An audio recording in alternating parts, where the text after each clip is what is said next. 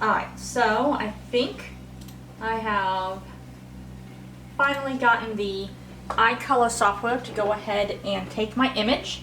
It was an imported image from Silhouette Studios.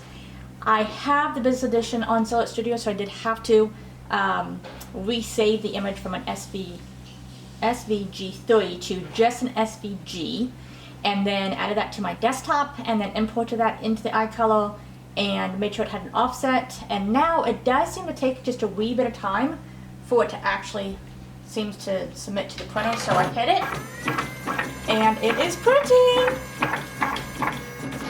This is awesome.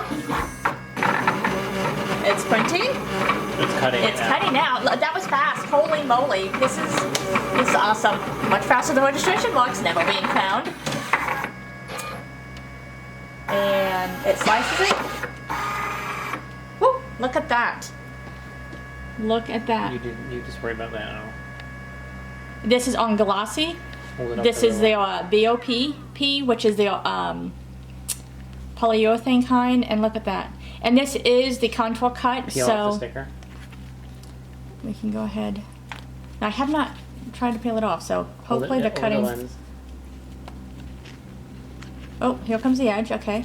Just peel it all the way off. It's fine. Hold on. This honestly feels. This is my first time to peel these off. I can honestly tell you, this feels like a.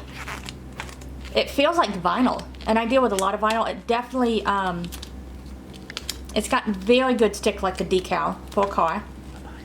And look at that. Look at that. That is awesome, dude. Oh my word. Look at the colors on that. I don't know if it's showing you the good colors on this or not, but let me see that. So look at that. And this here, I don't know if you can see it because it is white, right? Just peel it up a little. So we're going to go ahead and just take this edge. And this is really thick. As you can tell, not like sticker paper, I can't rip this. This is not able to be ripped.